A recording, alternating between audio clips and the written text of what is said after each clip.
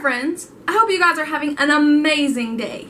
Today, I'm so excited to announce that we are going to be recapping the beginning of one of my favorite series. Today, we're going to be recapping Throne of Glass by Sarah J. Maas.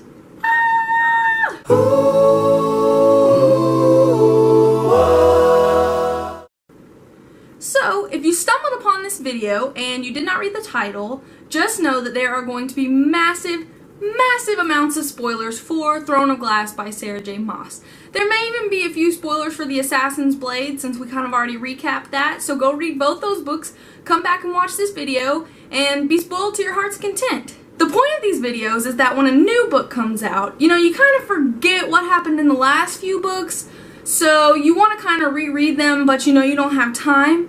So these videos are just going to kind of be a recap of the book, so you're ready for the new book when it comes out.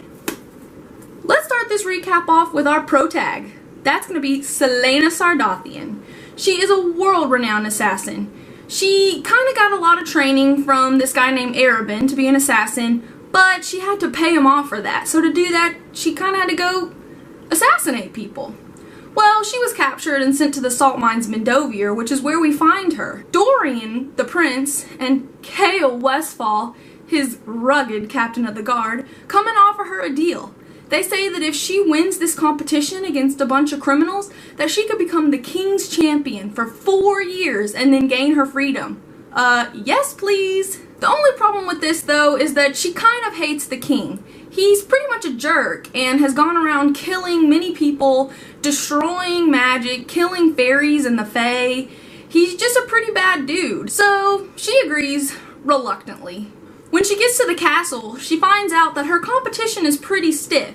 This guy named Cain used to be an ex-soldier. He's pretty buff. Since Celaena is so world-renowned, she has to go by a fake name, Lillian.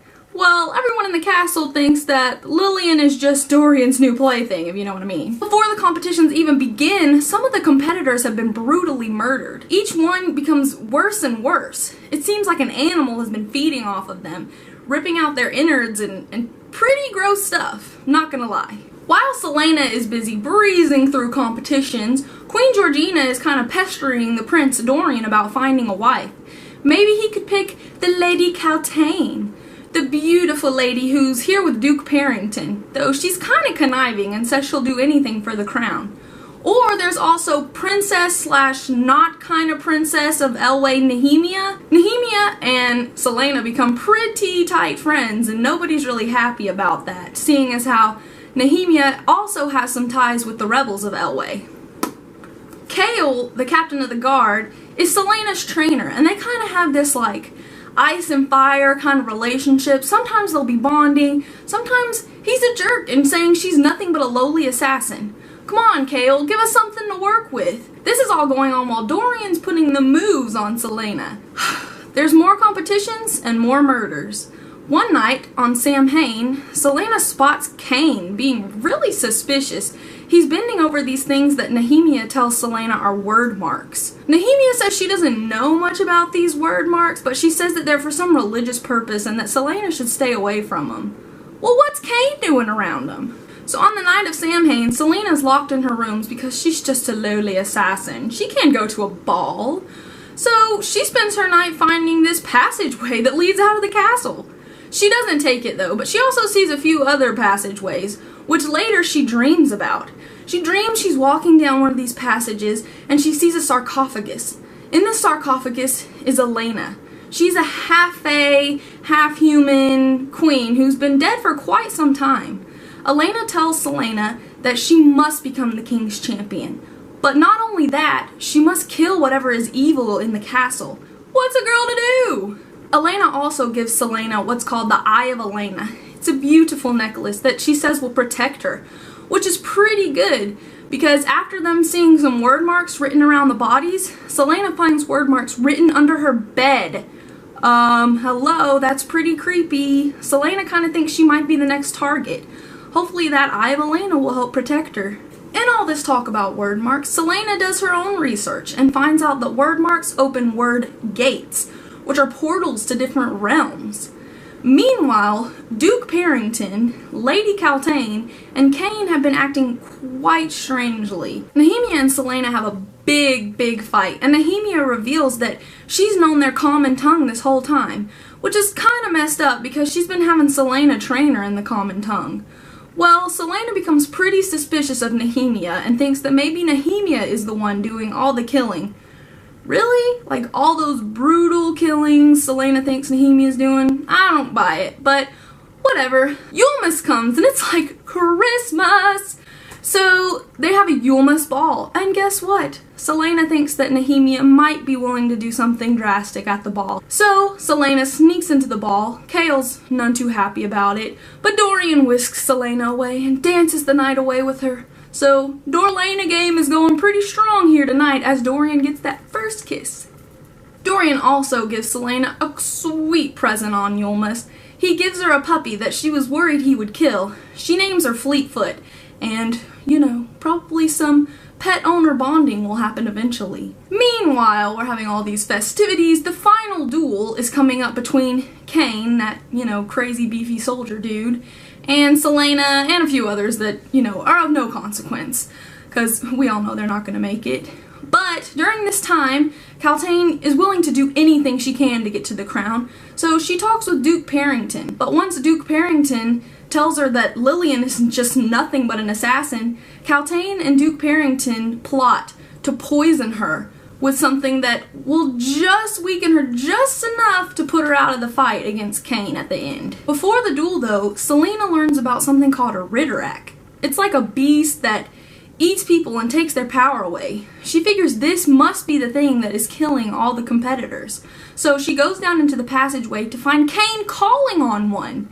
Cain sends the Ridderak after Celaena, and she only barely kills it with the sword that's in the sarcophagus beside Elena. She wakes up and Nehemia has healed her. How mysterious! After Nehemia heals Celaena, she reveals how tight of friends they really are. She even gives her this name, Alentia. It means the spirit that could not be broken. Huh, they're biffles. So, it comes to the day of the final duel. Cain easily takes on his opponent, so now it's Celaena's turn. Chaol offers her his sword. Oh, so sweet. But Nehemia tells her that she needs to use the Elway staff because it's kind of a symbol saying that even though Celaena is going to become the King's Champion, that she'll still kind of undermine him while she's the King's Champion. How rude, Nehemia. Chaol was trying to be a sweetheart. I guess we'll just go with the symbol or whatever. So, Celaena takes on her opponent, and it comes to Cain and Celaena. They drink, and she drinks the poison. Cain is just beating the tar out of Celaena. Celaena is just all the way down. She realizes she's been poisoned. Chaol, you know, he's doing everything he can. He's sitting on the sidelines telling her to get up. Dorian is just frozen solid, not knowing what to do. And then Celaena starts hallucinating. She sees all these demons, and she sees Cain as a demon. You know, maybe she's not actually hallucinating.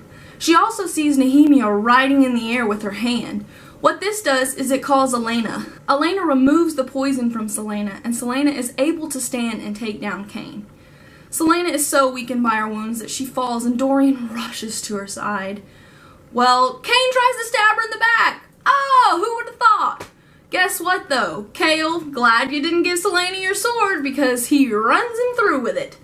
Well, that's the end of Cain. Cain also kind of revealed during the duel that Celaena's parents were brutally murdered. He says something about how weird it must have felt when she woke up laying in her parents' blood.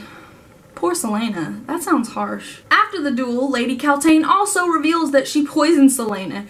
Duke Parrington's all like, whoa, I had no idea you were doing this. Take her away. Take her to the dungeons. So, poor Lady Caltaine, she's been tricked. We're not really sure how, because the King and Duke Parrington kind of talk later about their power over Cain and how it had strengthening abilities and also how it had abilities to influence people like Lady Caltaine. When Celaena wakes up, Nehemia reveals all this stuff. She just drops a bomb. She reveals that she knows all about word marks and knows how to use them.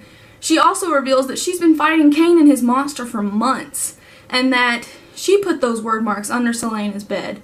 How stupid does Celaena feel for having thought that maybe she was the one with the monster? Dorian doesn't want to be like the king. He even says that he doesn't want to hold Nehemia hostage, and the king drops it. He could be with Celaena, but Celaena ultimately friend-zones him. Sorry about that. It just gives us more time for Chaol to move on in. Celaena ultimately signs the contract to become the king's champion. But the king reveals that if she doesn't come back, or she fails to do one of her assignments, that Chaol, Nehemia, and then all of Nehemia's family will be killed. So she kind of feels like she's signing her soul away. But too bad, king, because Queen Elena told her the night before that she could rattle the stars. She could do anything if only she dared. Thank you guys so much for watching. I hope you guys enjoyed this recap of Throne of Glass, and I will see you guys next time. Bye-bye!